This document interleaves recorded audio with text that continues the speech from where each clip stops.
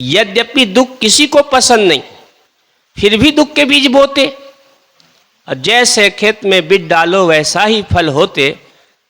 पढ़ लिख कर विद्वान हो गए, कर्म रस नहीं समझा, कहाँ से आया कहाँ जाऊंगा, कब तक रहूंगा उलझा। जब तक निजबोध न होता मानव जीवन अधूरा, और जाए परे 84 दुख में बचे न कोई सूरा। मैं कौन हूँ, जगत बंधन क्या है, जाकर सदगुरु से समझो, तभी मिटेगा जन्म मरण दुख, करो सुधार न अर्झो। तो यहाँ पर साहब कहते ये जीव जनैया है, सबसे न्यारा है। अगर न्यारा ना हो तो छोड़ के जाता कैसे, एक दिन छोड़ के चला जाता है शरीर को। और जिसको ईश्वर ब्रह्म खुदा गाड हम बाहर ढूंढ रहे हैं, वो कहते ये तो सबका आत्मा बैठा है ना, खुद पे खुदा को ढूंढ लो। आदमी बाहर कहाँ ढूंढे, बाहर मिलेगा तो मिलने में सुख और बिछड़ने में दुख। फिर ऐसा सुख से क्या मतलब, ऐसा सुख चाहिए जो हमसे कभी बिछड़े ना। इसलिए साहब कहते हैं अपना आपा। सदगुरु कबीर साहब का मुख्य सिद्धांत क्या है, जड़ चेतन का सिद्धांत है। जड़ और चेतन, जड़ का है 5 तत्वों का ये शरीर है, को जड़ कहा। और ये जितने भी दिखाई में आ रहा है सब जड़ है। और चेतन ये जीव, चेतन से रहने से हम चेतते हैं, जागते हैं। इस चैतन्यता को जानने के लिए, जीवन को में समझने के लिए ये सत्संग बड़ी आवश्यक है, करना चाहिए। विश्ववंदनीय संत सम्राट सदगुरु कबीर साहब जी, परम पूज्य गुरुदेव जी,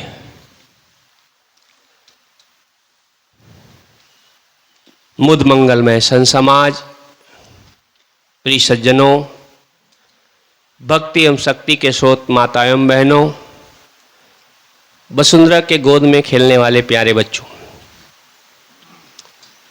आज हम वार्षिक कार्यक्रम का पूर्णिमा सदगुरु कबीर साहब का बीजक त्रिज्या दिवस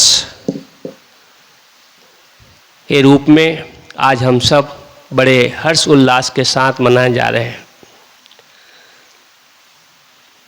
आज सदगुरु कबीर साहब जी का शिष्य सदगुरु पूरन साहब जी के रचित बीजक ग्रंथ आज पूरा किए थे, टीका पूरा किए थे। और 3 दिन के बाद इस नश्वर शरीर को त्याग कर अपने काम बनाकर इस दुनिया से चले गए।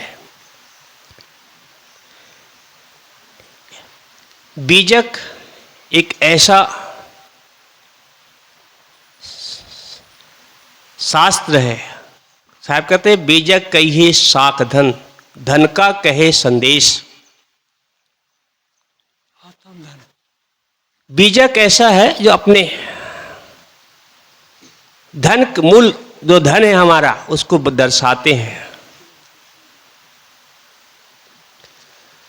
आत्म अस्थिराम है माया मन को बोध। आत्मा जो है हमारे आत्मा का बोध कराते हैं, अपने चैतन्य का बोध कराते हैं, अपने जीव का बोध कराते हैं।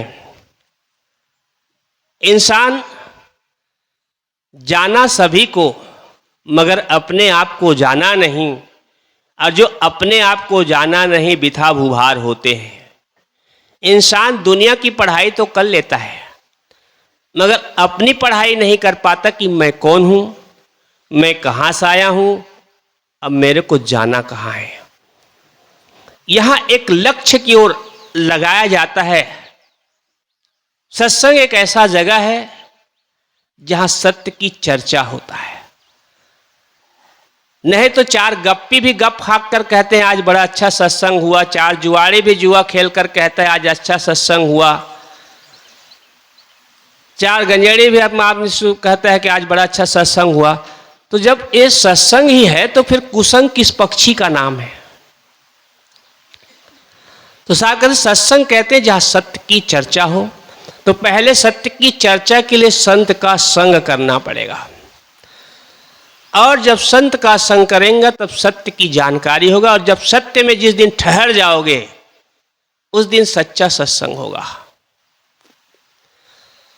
साहब कहते हैं इस जीव को जानने वाला कौन, जनाने शरीर के जानने वाला कौन, ये जीव है। जीव जनैया सबसे न्यारा, सबका है यह ज्ञाता, सबका रक्षक सबका भक्षक, समझ में क्यों नहीं आता। ईश ब्रह्म खुदा गाड जो मान रहे हो न्यारा, चलो बैठो महेश साहब। घट घट में जो बोल रहा है सो सब रूप तुम्हारा। इतना साफ साफ निर्णय सुन फिर विवेक क्यों खोते, अंधविश्वासी बन करके जगत जहर क्यों बोते। जड़ चेतन दो वस्तु है इनको कभी न जाना, और कैसे मिटे कल्पना तेरी जब खुद को नहीं पहचाना। कारण कार्य व्यवस्था को अच्छी तरह समझते, वे न कभी धोखा खाते, सदा ही सत्य परखते। सत्य परखने वाले जग में कोई कोई बिरले होते, प्राय रमन असत में होता जीवन भर दुख धोते। यद्यपि दुख किसी को पसंद नहीं फिर भी दुख के बीज बोते, और जैसे खेत में बीज डालो वैसा ही फल होते। पढ़ लिख कर विद्वान हो गए कर्म रस नहीं समझा, कहाँ से आया कहाँ जाऊंगा कब तक रहूंगा उलझा। जब तक निजबोध न होता मानव जीवन अधूरा, और जाए परे 84 दुख में बचे न कोई सूरा। मैं कौन हूँ जगत बंधन क्या है, जाकर सदगुरु से समझो, तभी मिटेगा जन्म मरण दुख, करो सुधार न अर्झो। तो यहाँ पर साहब कहते हैं ये जीव जनैया है, सबसे न्यारा है। अगर न्यारा ना हो तो छोड़ के जाता कैसे, एक दिन छोड़ के चला जाता है शरीर को। और जिसको ईश्वर ब्रह्म खुदा गाड हम बाहर ढूंढ रहे हैं, वो कहते हैं ये तो सबका आत्मा बैठा है ना, खुद पे खुदा को ढूंढ लो। आदमी बाहर कहाँ ढूंढे, बाहर मिलेगा तो मिलने में सुख और बिछड़ने में दुख। फिर ऐसा सुख से क्या मतलब, ऐसा सुख चाहिए जो हमसे कभी बिछड़े ना। इसलिए साहब कहते हैं अपना आपा। सदगुरु कबीर साहब का मुख्य सिद्धांत क्या है, जड़ चेतन का सिद्धांत है। जड़ और चेतन, जड़ का है 5 तत्वों का ये शरीर है, को जड़ कहा। और ये जितने भी दिखाई में आ रहा है सब जड़ है। और चेतन ये जीव, चेतन से रहने से हम चेतते हैं जागते हैं। तो इस चैतन्यता को जानने के लिए, जीवन को में समझने के लिए ये सत्संग बड़ी आवश्यक है।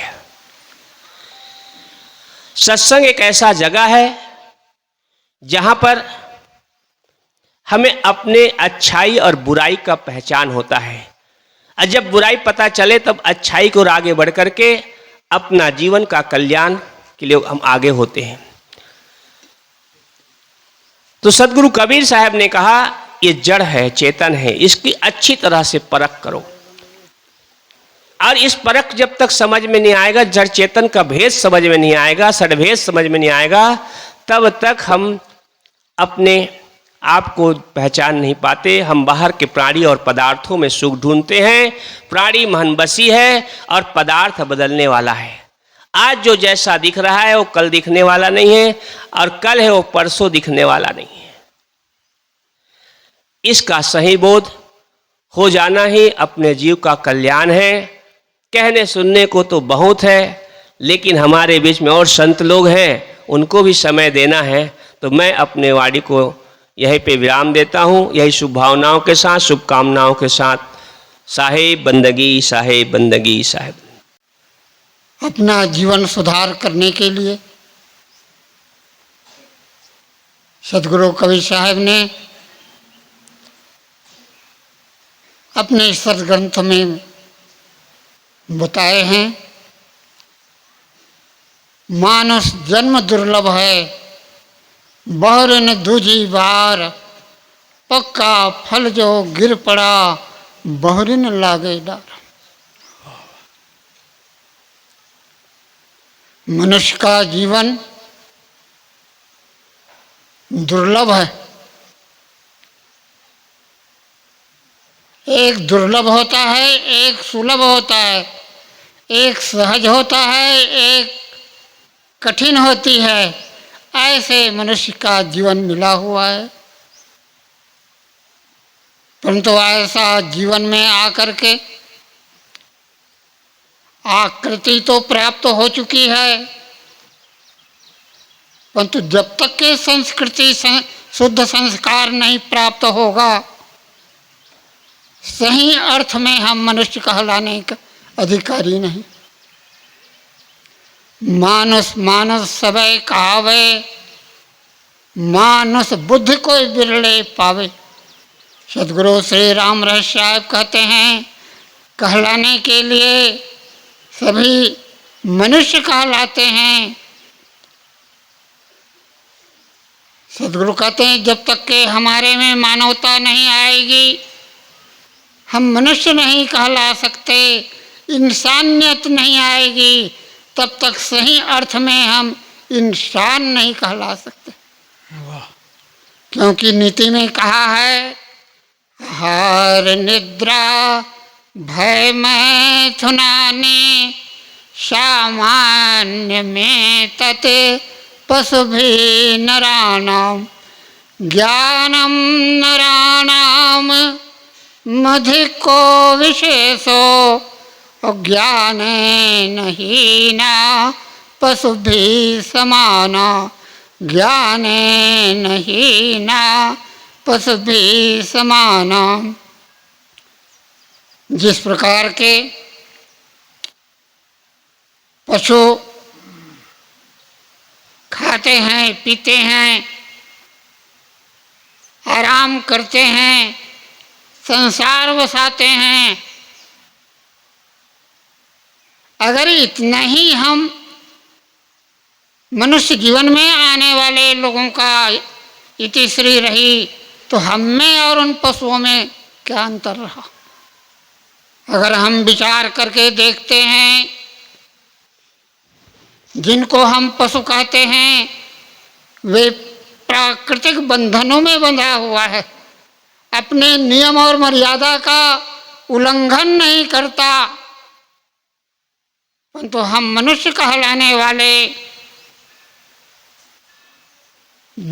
अपने आहार और विहार तो करते ही हैं, साथ ही साथ हिंसकी पशुओं का भी आहार और विहार खान पान पर हम धावा बोलते हैं।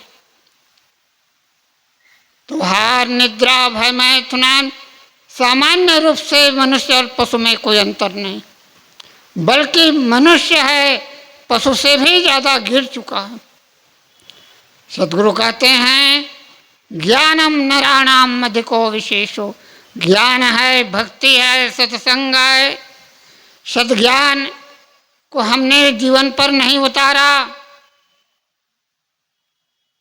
ज्ञाने नहीं ना, ज्ञान से हीन है, विचारों से हीन है, सद्बुद्धि से हीन है, तो पशु से भी गए गुजरे हैं।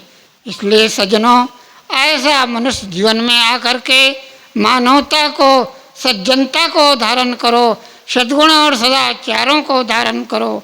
और दुर्गुण है, दुराचार है, अनीति है, अन्याय है, भ्रष्टाचार, दुराचार है, इसको छोड़ करके मनुष्य सदाचार अपनाकर अपना जीवन को सफल बनाए, तभी मनुष्य जीवन की विशेषता है। क्योंकि सदगुरु कहते हैं, आया है सो जाएगा, राजा रंक फकीर, कोई सिंहासन चढ़ चले, कोई बंधा जाए जंजीर। संसार में आए हुए हैं, सुबह शुभ कर्तव्य कर्म लेकर के आए हुए और जाना निश्चित है। तो सदगुरु कहते हैं, आए हैं तो जाना निश्चित है, परंतु ऐसे उत्तम जीवन पर आकर के एक सिंहासन पर चढ़ के जाता है और एक कुत्ते के सरीखा जंजीर में बंद कर जाता है। सिंहासन पर चढ़ के आना है। यहाँ दुनिया में आकर के स्वार्थ और परमार्थ के कार्यों को करते हुए, सदाचार परोपकार के कार्य को करते हुए अपना जीवन को उज्जवल बनाता है। संतों के सत्संग करके वही यश के भागी, यश है, मान है, बड़ाई रूपी सिंहासन पर चढ़ करके जाना है। और दुर्गुण और दुराचार के रास्ते पर चलने वाले वह वासना रूपी जंजीर, दुर्गुण दुराचार रूपी जंजीर, अपयश रूपी जंजीर में बंद करके जाते हैं। इसलिए मनुष्य के जीवन में आकर मानवता को धारण करें। ऐसा जीवन बार बार नहीं मिलता। कहा है आज बसेरा नीरे हो रमैया राम, काल बसेरा बड़ी दूर हो रमैया राम। जय हो बिराने देश हो रमैया राम, नैन भरोगे दूर हो रम। इसलिए रोना न पड़े, अभी ही संतों के सत्संग करके अपना जीवन का उद्धार करें। ऐसा जीवन बार बार नहीं मिलता।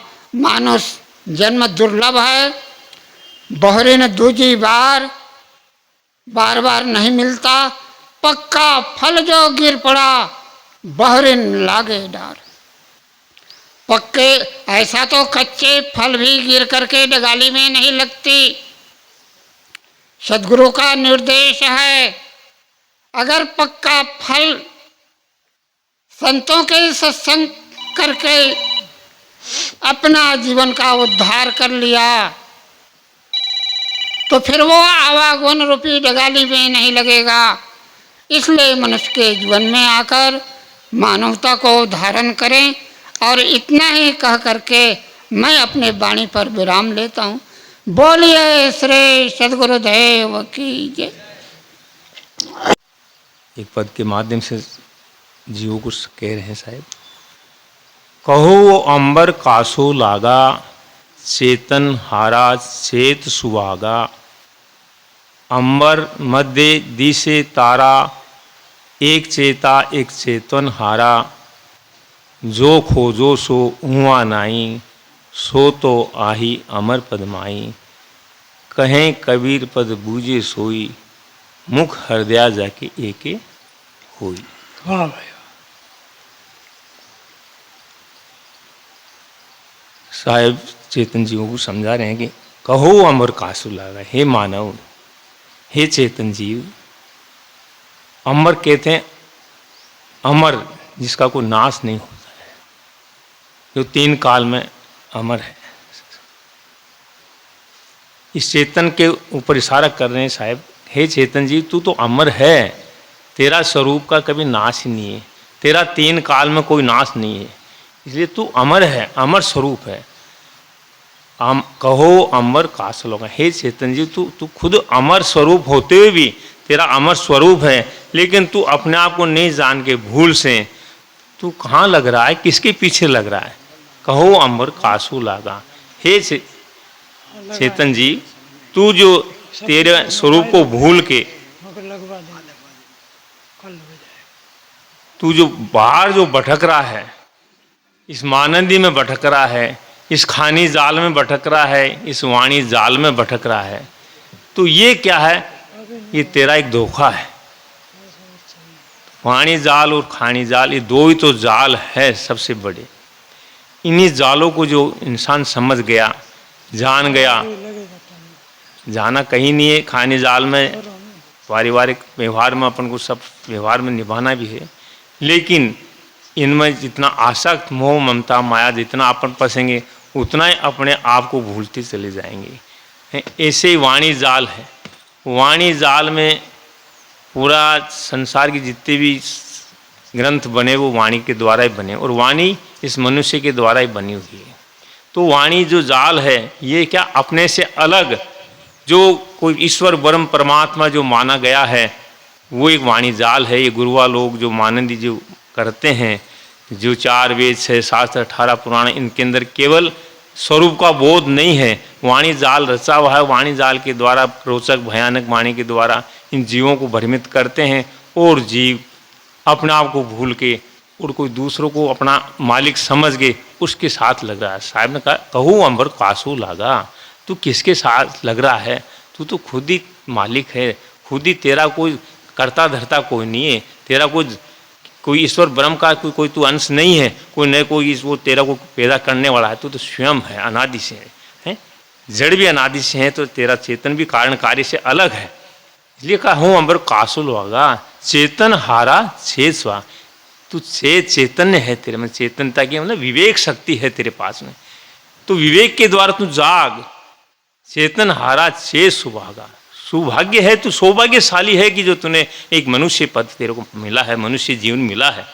कोई शुभ कर्म थे जब मनुष्य प्रारंभ से अपन को मनुष्य योनि मिली है, और मनुष्य योनि मिलके भी और अपन ने इस मनुष्य को ऐसे ही खो दिया तो फिर बेकार है। साहब ने कहा ना मानुष जन्म चूके अपराधी है, ये मानुष तू चूक रहा, अपराध कर रहा, तू अपने स्वरूप को नहीं बोझ पा रहा।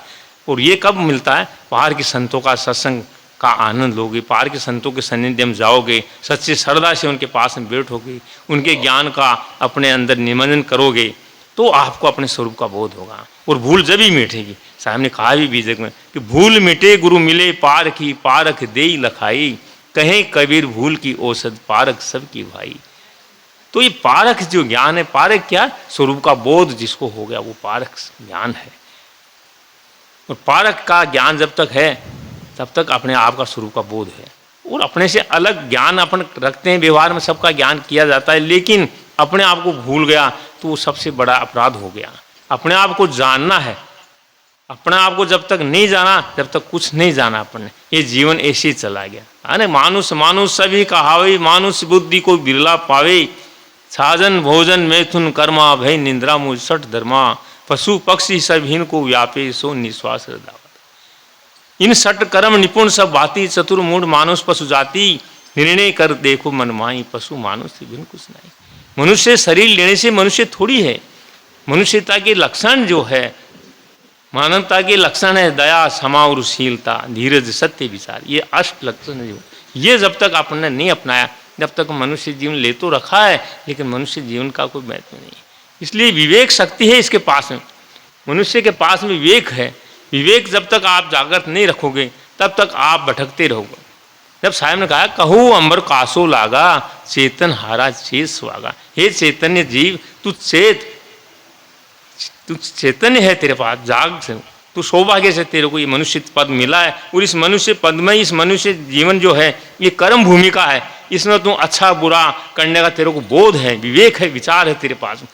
तू इसको पार के संतों के पास में जाके इनका ज्ञान को अच्छे सदग्रंथों को पढ़ोगे, अच्छे लोगों की संगत करोगे तो आपको स्वरूप का बोध होगा। और पाखंडी लोगों से दूर रहोगे तो आप अपने आप से उन जालों से बच जाओगे। दो जाल जो है उनसे पहचान जाओगे। और वो जाल में फंसाते हैं, केवल झूठा लालच देते हैं, मुक्ति का लालच देंगे, ईश्वर दर्शन का लालच देंगे, परमात्मा का लालच देंगे। ईश्वर ब्रह्म परमात्मा ये मनुष्य की कल्पना है और कुछ नहीं है। गरीब साहब ने कहा कि हंसा तू है आप सदा से, तेरे ऊपर और न कोई ढाकन किसका ढाकन। तू सदा से तू ही है, आज भी है, पहले भी था, आगे भी रहेगा। इसलिए कहा चेतन हारा चेत सुहागा। फिर कहा अंबर मध्य दिशे तारा, एक चेता एक चेतन हारा। अंबर कहते हैं आकाश को भी अंबर कहा, अंबर इस चेतन जीव को भी कहा है। तो अंबर जो रात को तारा दिखता है लेकिन वो भी दूसरे के प्रकाश से, कुछ तारे से प्रकाश से, कुछ स्वयं के प्रकाश से चमकता है। तो ऐसे तेरे पास में है चेतन जी, तू तो अमर स्वरूप, तेरे पास स्वयं प्रकाश है। तू किसी का सारा मत ढूंढ, आपन आस कीजिए बहु तेरा, काहू न मरम पावे। तू दूसरे की आस पर मत जी, तू तेरे आप पर जी। एक चेता एक चेतन हारा, एक चेता हुआ एक चेतन हारा। चेता हुआ कौन? जो पार की संत हैं, ये चेताते हैं जीवों को। तो इनके सानिध्य में रह के अपना जीवन का कल्याण करना चाहिए। मैं इतना ही कह के मेरी वाणी को विराम दूंगा। बोले सदगुरुदेव की। बहुत बढ़िया।